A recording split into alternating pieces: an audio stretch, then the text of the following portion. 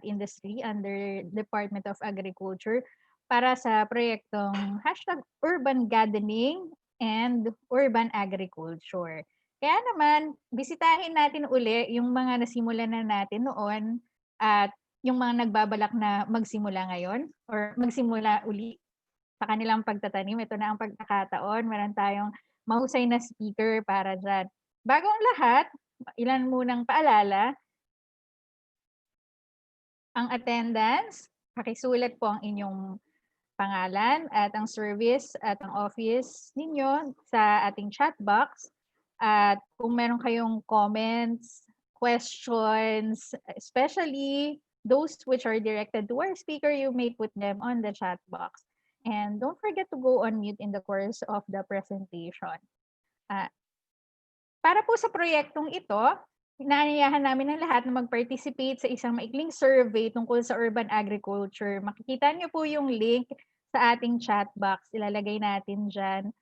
At nandyan din po sa ating chat box yung Facebook page ng ating research speaker ngayon sa kanyang Horticulture, Hydroponics, and Halamans Facebook page, which is at facebook.com/greenthumbmnl. So visit that page and like that for more tips on your journey to being a plantito or plantita. At ngayong hapon, introduce na natin sa ating lahat kung sino ang ating speaker. Nandito rin po siya noong nagkaroon tayo ng MOA signing with the ABPI. So ngayon, siya na po ang ating speaker ngayon.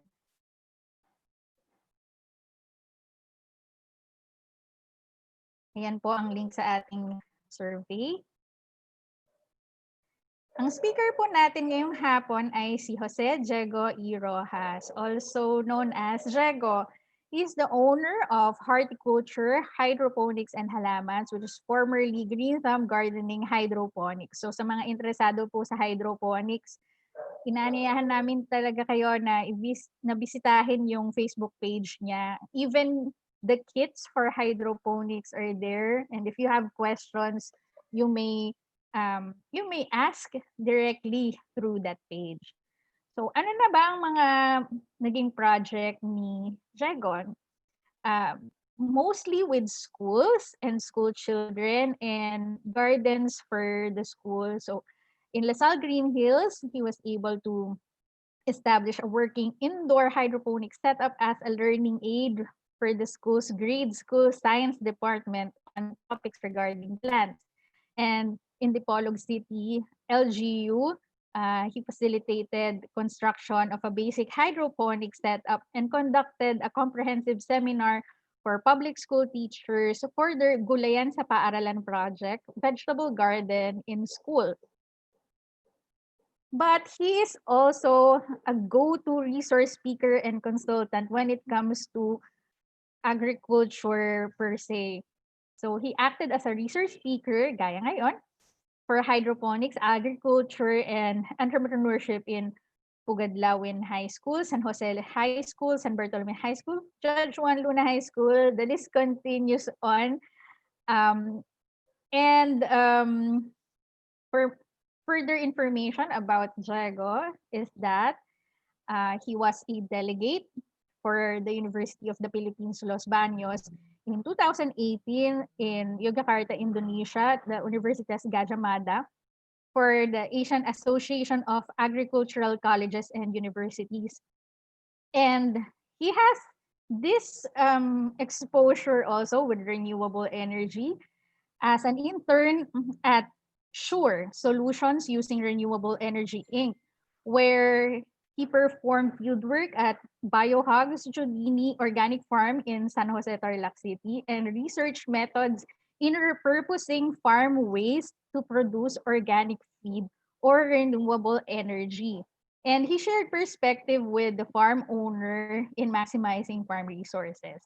Diego is a licensed agriculturist. He is the head of the UP Genetic Researchers and Agricultural Innovator Society, or UP Grains. He's a member of UP Model United Nations, or UPMUN. And in his even as in his young age, he's a youth representative who discussed with um, agriculture industry leaders and also members of the academia under the Coalition for Agricultural Modernization in the Philippines, or CAMP.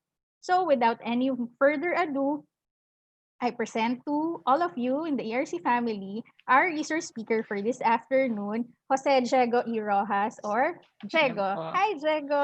Hello po, good afternoon. Ayan. So, thank you po sa introduction and clarification lang po. Student org CUP Grains and Ah, graduate na po ako ngayon. So, yun lang po. But anyways, yes, part po ako nila and part naman po ako nung alumni association po nila. So for today po, as promised, ang i-discuss ko po is yung farming cycle sa urban farm, which is generally mga steps that gardeners take para naman po makapag-produce po sila ng crops sa kanilang mga tahanan. So kung may questions po kayo, please do not hesitate to write them down. Tapos papahapyawan po natin siya mamaya after nung webinar. So again, this is the farming cycle in an urban farm. So ang i-cover po natin dito is yan po, activities from land preparation to post-harvest.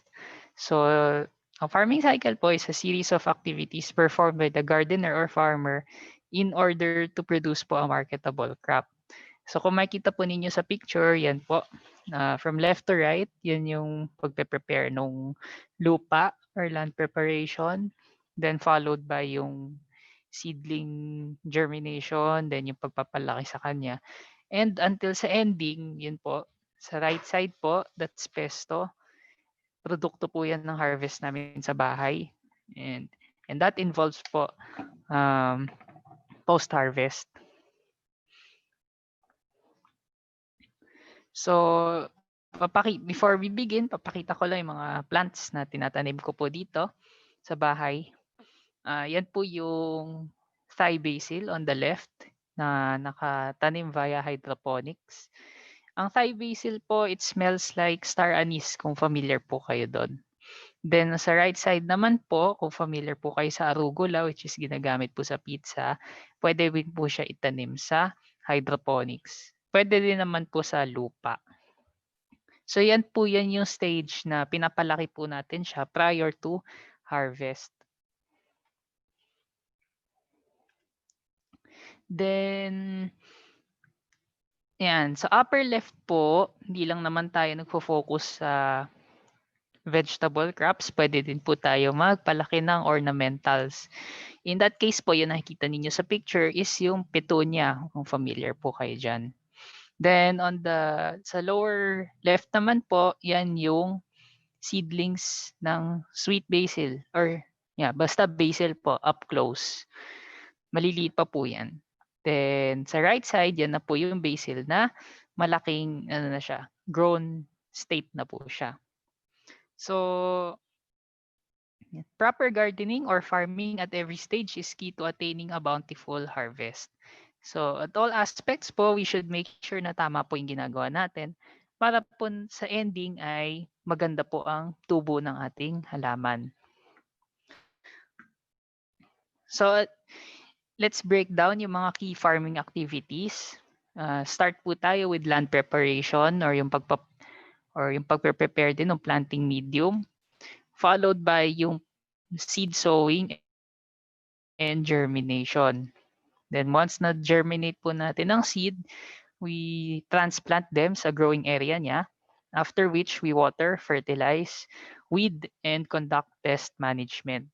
So yung part po na ito, yung watering to pest management, yan po yung bulk of activities ng isang gardener para po sa pagtatanim ng halaman.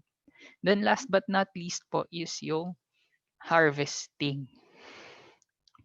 So we start po muna sa land or medium preparation. Yan po yung stage na kino-condition po natin yung soil na meron tayo para po ma-ensure na malaking okay po yung plants natin when they grow. And generally speaking, for vegetables po, they prefer soft, friable, and fertile soil. So, pag sinabi pong soft, mabilis po siya madurog. Pag sinabi pong fertile, rich po in organic matter. Then, for you to do this, for you to achieve this trait ng soil, you mix equal amounts of soil, kung ano man meron po kayo dyan, and organic matter. 1:1 ang ratio, kumbaga. So, kung makikita po ninyo dyan sa picture, ako po yan, naghahalo po ng lupa. Yun. Then organic matter such as compost, vermicast, dried or decayed plant matter, they will help po improve yung condition ng soil nyo. Kasi po ang organic matter, they also contain microorganisms that would help enhance yung nutrient value ng lupa ninyo. And that's also the reason kung bakit yung kasabihan is buhay po ang lupa. Yun. Then when you do preparation, make sure that your soil is clean to ensure healthy and vigorous plant growth. By clean po, yan po ay free from diseased materials. So halimbawa po, meron po siyang patay na halaman na namatay dahil po sa sakit, iwasan po natin siya na i-incorporate sa lupa. Kasi po, baka po may dala po yung sakit na hindi natin gusto or baka po ikamatay ng halaman. Then once na na-finish po natin ang land preparation, we move forward to seed germination. So sa left side po, yan po ay arugula na seedling stage. Tapos sa right side po, yan po ay basil. And pag sinabi pong seed, it could be yung seed buto mismo, yung matigas na sumisibol. It can also be seedlings na would be cuttings or any small plant that would serve as the whole plant in the future.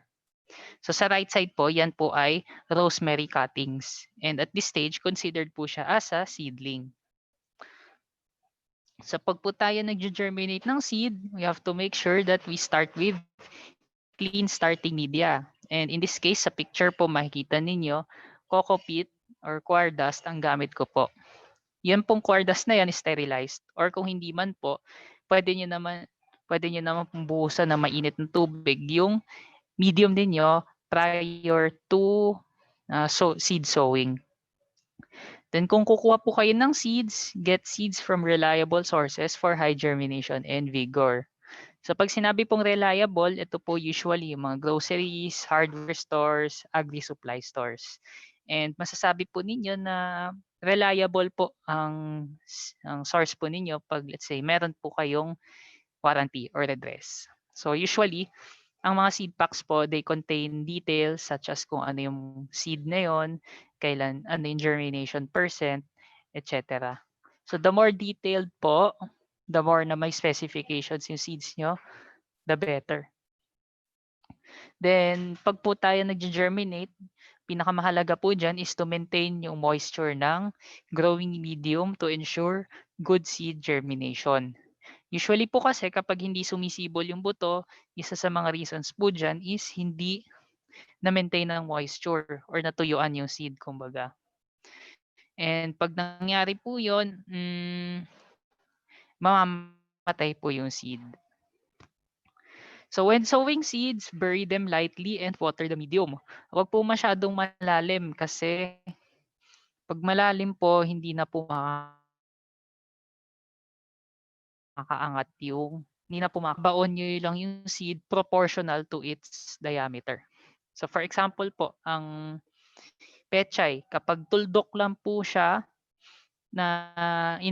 tuldok lang po in diameter, dapat ibabaon nyo lang siya very lightly kasi po maliit na buto. Yung iba naman po, for example, pag beans, which is sabihin na natin ganito kataba, dapat ibabaon natin siya na ganito din ang level. So, yan.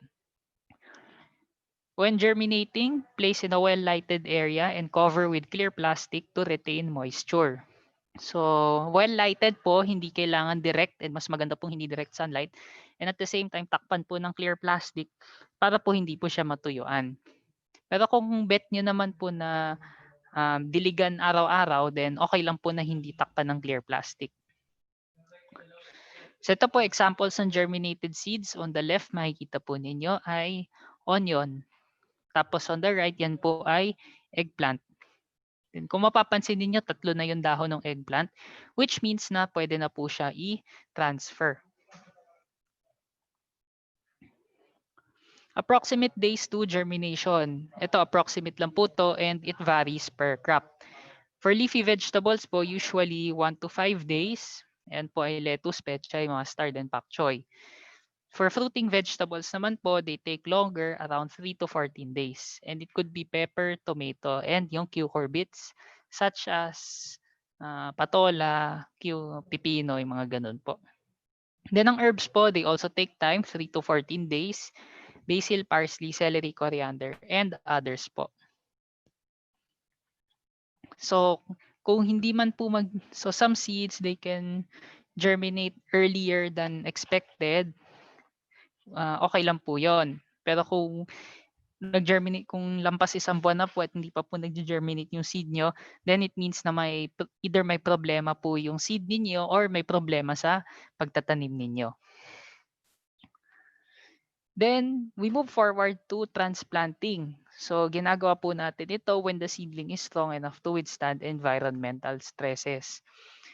Usually ginagawa po natin to when the first true leaf has emerged. For leafy vegetables, yan po ay around 2 weeks from date of sowing. Or pag sa larger plants naman po, tulad ng tomato, sili at iba pa, 21 or 3 weeks to 1 month po. Then this is done early in the morning or late in the afternoon para po mabawasan yung stress. So, mas maganda po siguro afternoon ninyo gawin yung transplant para po meron silang pahinga sa gabi bago maarawan. Basta wag po tayo magta-transplant na mainit ang araw para po hindi po sila ma-stress. And kung as much as possible, minimize po natin ang pagdi-disturb ng ugat. So kung nakikita po ninyo yun, sa picture na nakabaon na talaga, parang ibabaon talaga yung root ball niya. So ano po ba yung true leaf? So as you can see in the in your screen, yung naka-orange po na circle, yan po yung mga first leaves ng isang seedling. In this case, it's lettuce. Tapos yung naka-blue naman po, yan po yung tinatawag na true leaf or essentially the third leaf that emerges after seed germination. So pag meron na pong seeds, kung meron na pong dahon na ganyan, in the case for lettuce, pwede na po siya i-transfer sa kanyang growing area. Then for cuttings naman po, pwede nyo na din po siya i-transfer pag meron na pong ugat. So on the left side, makikita nyo po yan, oregano. May ugat na po siya sa base. Inano lang po siya for in-expose lang po yung roots for demonstration purposes. But as much as possible, wag niyo na pong disturbohin yung ugat. Then, pag magta-transfer po kayo, pag-ingatan niyo na hindi ma-damage ang roots. Such as what you see on the right side, in that case po, mayana. Then, ito po yung longest stage actually, which is plant maintenance. Activities performed to support the growth of plants. So, ito yung main activities pagdating sa maintenance, which is yung fertilization, yung pagbibigay ng nutrients sa ating halaman, pest management, which protects our plants from pests and diseases, and finally, yung weeding, which is the removal of unwanted plants that may compete with the crops in terms of the resources. So doon po sa weeding, tinatanggal po natin yung mga damo kasi nag-aabono po tayo hindi para sa damo, kundi para sa ating mga halaman. So on the first activity, fertilization, ang fertilizers po, they come in many forms and are applied to plants for specific purposes. So kung na-encounter po ninyo sa hardware store or sa grocery na iba-iba yung mga numbers, iba-iba po yung formulations, meron po silang mga specific purposes. So the trick to this is to using the right kind of fertilizer at the right amount and at the right time. So himay-himayin po natin. Pag sinabi pong right kind, yan po ay depending on the plant part of interest. So, for example, magtatanim po tayo ng pechay. Ano po ba yung gusto nating kainin? Yun po ba yung dahon niya? Yun po ba yung bulaklak niya or what? So sa pechay po, since it's a leafy vegetables, ang gusto natin palakihin is yung kanyang dahon. Likewise po, sa tomato, for example, ang plant part of interest natin is yung kanyang fruit or yung bunga, hindi po yung kanyang dahon. Right amount naman po, not too little or not too much. Kasi pag masyado pong konti, wala pong effect. Kung sobra naman po, that could lead to the death of the plant. Then doon naman po sa right time, it will depend on the time of day and the plant's growth stage. Ang right time po ng pag-fertilize is early in the morning or late in the afternoon. Kasi po ang fertilizers po ay nag-evaporate, sumisingaw, or in scientific terms, nagvo-volatilize. Kaya hindi po siya, kaya pag naarawan po siya or na-expose sa heat, hindi po siya napapakinabangan ng halaman. So it would be best to give them to the plants early in the morning or late in the afternoon. So when we apply fertilizer po, we fertilize away from the base of the plant. Yan. So we fertilize dun sa yellow. Kung makita ninyo, basil po yan. Kung fertilize po tayo sa yellow area or parang sa corners. Hindi po tayo mag-fertilize sa malapit sa base mismo or yung red area kung makikita ninyo. Kasi you have to take note na ang fertilizers po are actually salts, and when you fertilize, pag ang salts po, nakakasipsip po siya ng tubig. So it could cause dehydration sa ating mga halaman. So dun po tayo sa commonly found na fertilizers, yung inorganic fertilizers. Yung composition po nila is usually displayed in 3 numbers which denote the percent composition of 3 of the most important nutrients: nitrogen, phosphorus, and potassium, respectively po. Tapos kada element po, meron po siyang sariling purposes. Ang nitrogen po promotes leafy growth. So from this purpose pa lang, we can say na pag nagtatanim po tayong leafy vegetables, recommended po na nitrogen ang fertilizer niya. Ang phosphorus naman po, it provides energy to the plant para po siya ay masigla. And lastly, ang potassium naman po, it improves plant strength o pagpapatibay ng halaman laban sa mga sakit. Okay. So isa pong example ng inorganic fertilizer na common is urea, or ang number niya po is 4600. For every 100 grams of urea fertilizer, meron pong 46 grams ng urea. It promotes leafy growth and it's applied at the early or vegetative stage. Yan po ay for most vegetable crops. On the other hand po, ang complete fertilizer, or otherwise known as triple 14, yun pong 14-14-14, yan po ay for general plant growth, and it's applied at the advanced or flowering or fruiting stages. So ang complete po, usually ina-apply po yan dun sa mga crops na pinapabunga po natin, such as tomato, such as eggplant. So kung hindi man po nagbubunga yung inyong halaman, one cause is probably kulang po siya sa abono. Ayan. Then, pwede naman din po tayo mag-organic fertilizer. It has more variety of essential nutrients, hindi lang po NPK, but yung amounts po ng ibang essential nutrients are at lower concentrations. So, ito lang po yung downside niya compared sa inorganic fertilizers. But nonetheless, mas maganda po siya in a sense na mas marami siyang kinds of nutrients na nakapaloob. These come from biological sources such as dead plant matter, farm animal manure, worm castings, and others po. So in terms of safety, mas ligtas po itong gamitin, and it helps improve soil health. So yan po examples ng organic fertilizers, yung compost. Compost po is essentially degraded na plant matter, or basta degraded matter in general. Tapos po yung iba nagko-compost, vermicompost po sila. Yan po ay yung sa worms. gumagamit ng worms po. In the case of in the case sa atin, ang worm po na ginagamit diyan is yung African nightcrawler. Then kung familiar po kayo sa mga concoction such as yung mga fermented plant juice or fruit juice or herb nutrient, mga ganyan, yun po ay hinahalo sa tubig saka ina-apply po sa halaman. Yan po ay parang fermented products din po na para po siyang alak. Then baka po maka-encounter po kayo ng tinatawag na soil conditioners. These are supplements that improve soil health and hindi po siya necessarily nakakadagdag sa sustansya ng halaman. Pero nakakatulong po siya sa pag-absorb ng mga nutrients na nandun po sa lupa. It comes in many forms which often promotes soil microorganisms. Yan po again yung reason kung bakit sinasabing buhay po ang lupa. So yun po.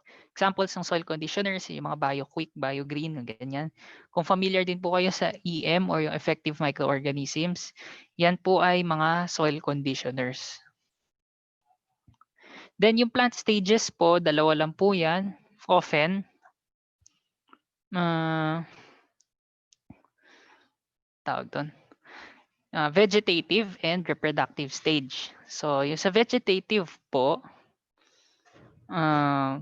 yan po ay yung stage na kung saan nagdadahon lang po ang halaman. So puro leaves lang po.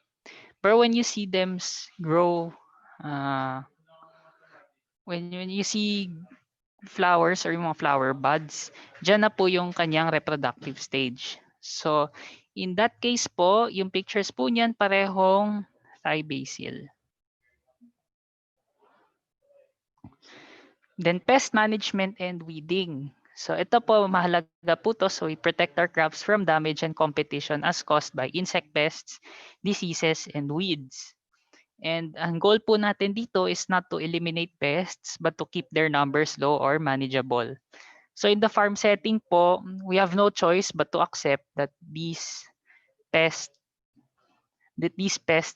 do exist and we have to coexist with them whether we like it or not po.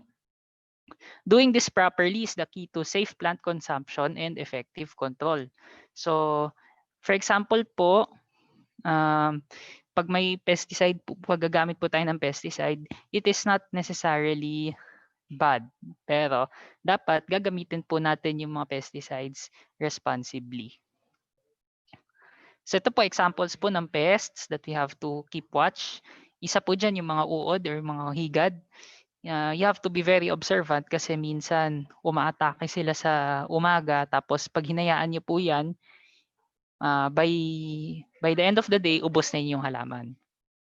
Tapos yung sa right side, kung familiar po kayo sa mga moths, ganyan, kailangan nyo din po silang bantayan kasi ang moths, although hindi po sila damaging at that stage, na adult na po sila, damaging naman po sila sa larval stage. Kinakain niya po yung mga dahon ng halaman.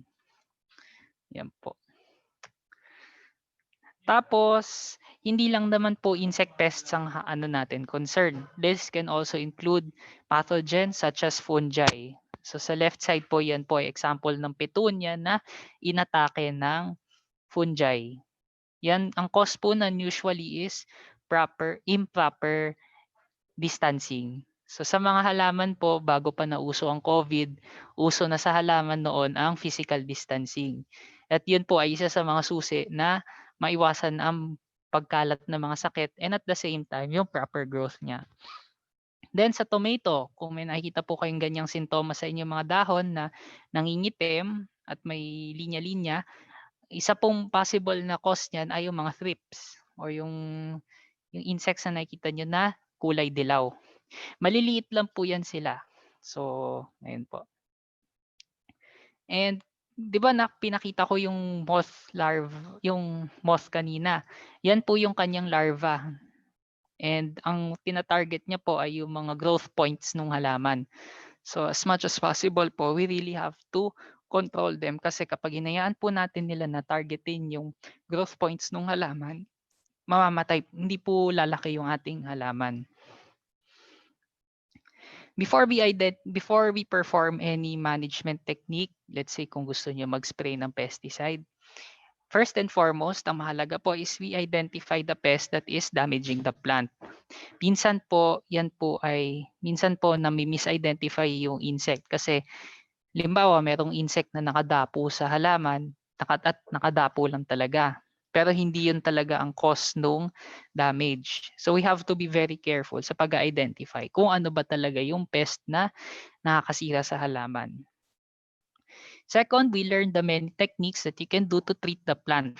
So once na-identify niyo na po yung pest na umaatake, alamin niyo kung ano yung mga techniques na pwede ninyong gawin or para ma-treat yung plant. And techniques are unique to every plant and pest. So for example, pag may management technique for, let's say, rice, hindi po ibig sabihin na applicable din siya for corn.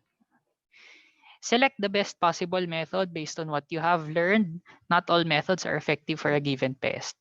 So parang antibiotics din po yan na ang isang antibiotic ay effective lang for a certain set of bacteria pero hindi po sa lahat.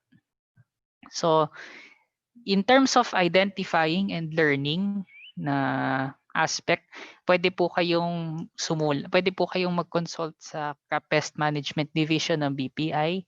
Kung mag-send lang po kayo ng picture, i-identify po nila. Then tutulungan din po nila kayo kung paano niyo i-manage yung pest na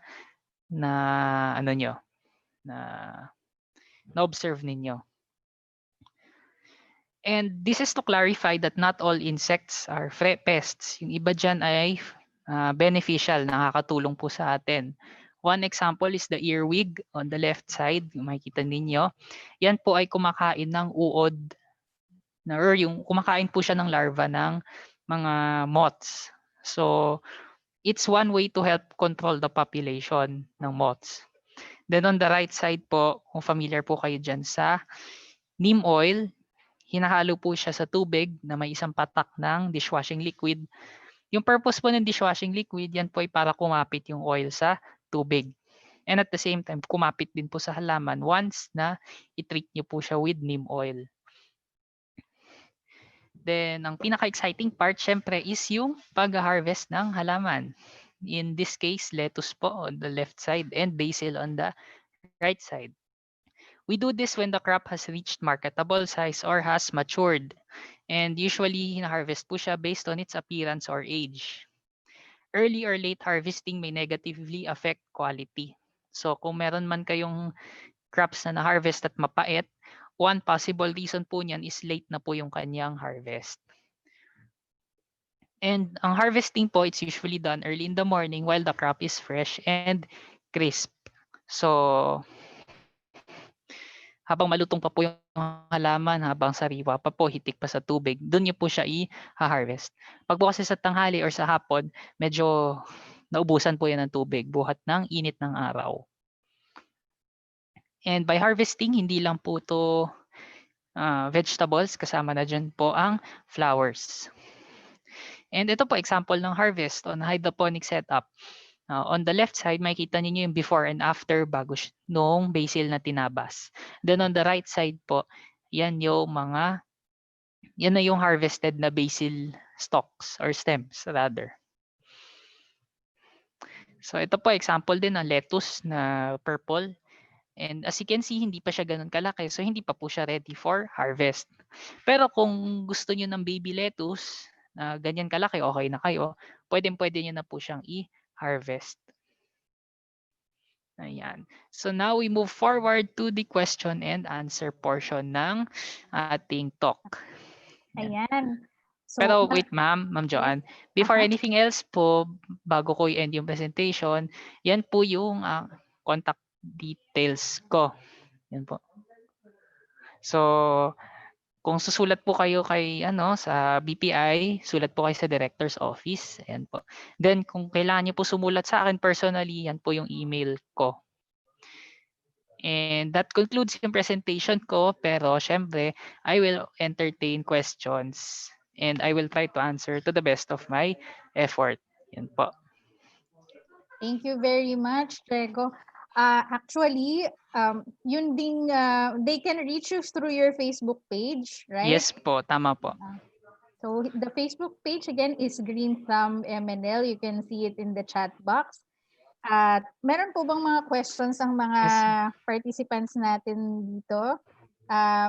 Pwede po ninyong ilagay yun sa ating chat box, or kung hindi naman po sa pagkakataong ito, meron po tayong survey na ginagawa. Pwede niyo pong doon padaanin din yung questions ninyo, and pwede rin po sa mga details na pinakita ni Diego.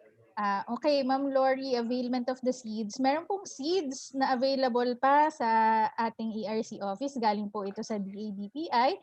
Hanapin nyo lamang po si Ma'am Tere. I think nasa kanya pa po yung mga seeds. Kung hindi naman po, maaari pa po tayong mag-request. Ipadaan nyo lang po sa atin, sa ERC Gender and Development, kung ano pa po yung mga seeds na naiisip ninyong itanim, or mga topics na gusto niyo pa pong matutunan. May yung mga iba po nating participants dito, nakita ko na sumagot na po sila dun sa ating mini survey. Actually, Diego, na-address yata yung mga concerns Yes po. regarding sa peste, sa plant sickness. Opo. At ang maganda doon, merong iba na gusto na ring magsimula na magtanim. Mag-i-start na silang mag-plant.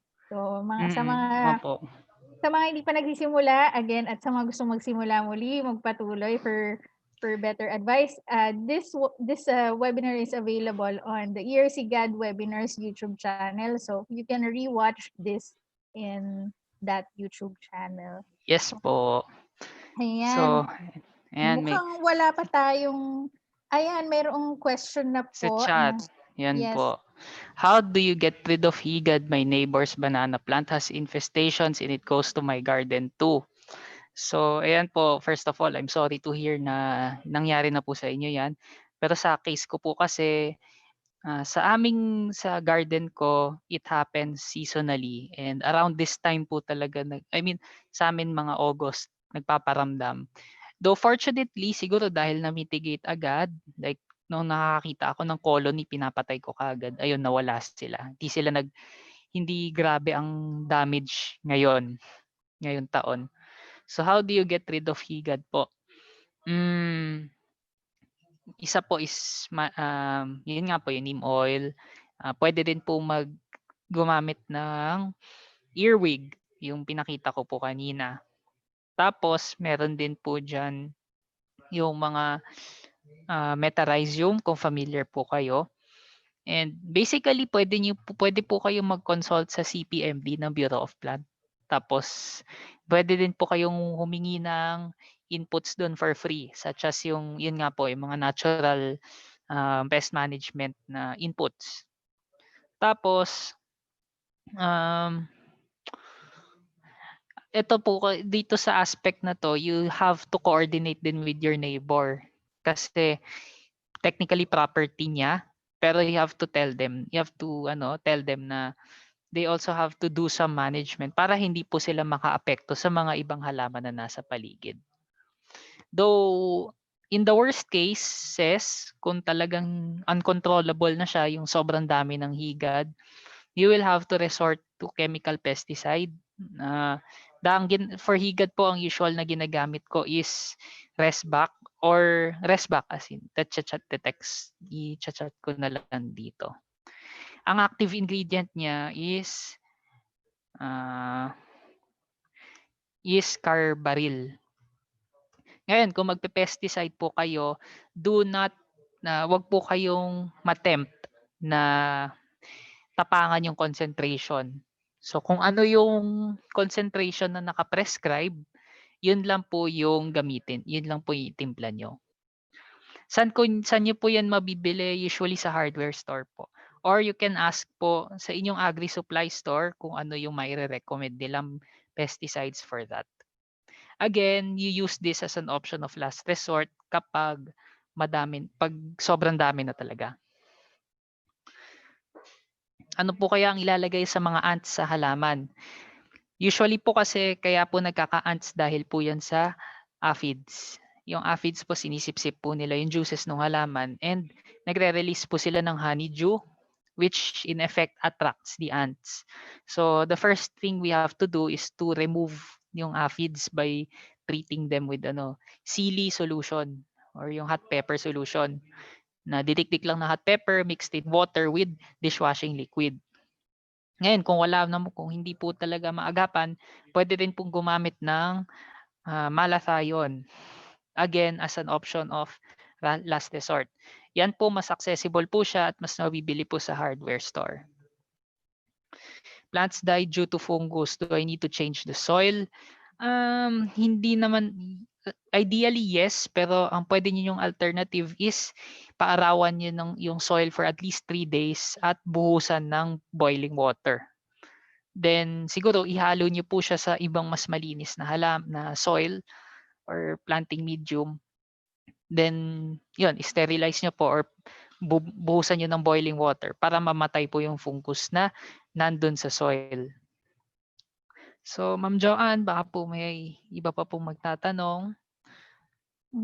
May further questions pa po ba tayo, mga kasamang taga-ERC? Opo. Again, if not for this session, you may reach Diego or ask through the Bureau of Plant Industry under the Department of Agriculture dun sa mga details na nakita nyo kanina. Or you may rewatch this video in the ERC God Webinars YouTube channel. Or the best one, participate in the survey and let your questions be heard there. You can even post pictures of the plants or what you had experienced with your plants. At ipapadala natin yun i-coordinate natin yun kina Diego sa Bureau of Plant Industry para matulungan natin kayo at masagot natin ang inyong mga questions. So, palagay ko, Diego, ang mga kasama natin ay satisfied na. Wala naman silang further questions. Sana makasama ka pa natin next time. Meron pang humabol na question from Hannibal Desipiloy. How do I get rid of the small black ants eating away the leaves of my plant?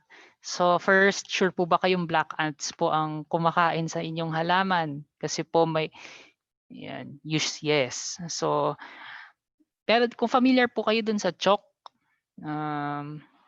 ang small black ants po kasi usually hindi po sila pest, and kung may kinukuha po silang dahon, yan po ay nahulog na dun sa halaman. So hindi po sila technically, by experience, hindi po sila yung kumakain talaga ng leaves ng halaman. Pero kung sakaling yun man talaga ang case sa inyo, pwede nyo pong try na gumamit ng chalk na pampataboy ng ants. Yun po. Again, nabibili po siya sa hardware store. Or pwede rin po sa grocery under mga household materials na yung kung saan yung mga rat board, yung mga ganon. Yun po. Ma'am Joanne, back to you po. All right. So I think our participants are already satisfied.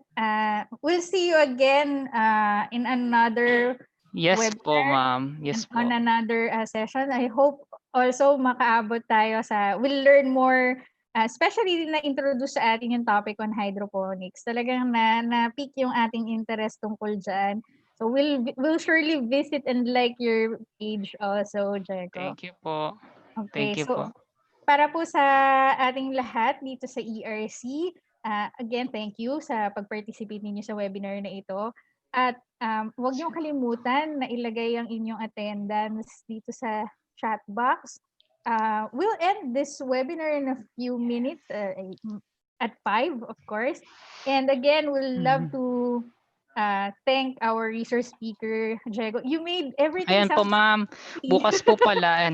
Bukas po pala merong episode again featuring ako po sa Facebook page ng Bureau of Plant Industry. So kung may time po kayo, 9 o'clock po ng umaga bukas. Bali taktakan sa kawan yan.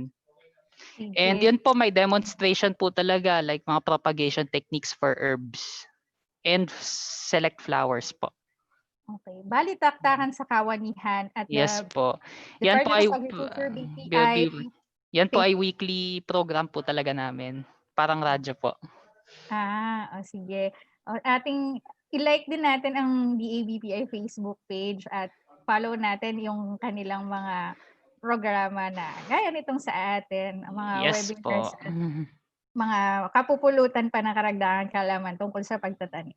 Again, maraming salamat po sa inyong lahat. As Diego, we hope to see you next time. Yes At po. Thank you din po for the Okay. opportunity. Yan po. So good afternoon, everybody, and we'll see you again in the next ERC GAD webinar. Okay po.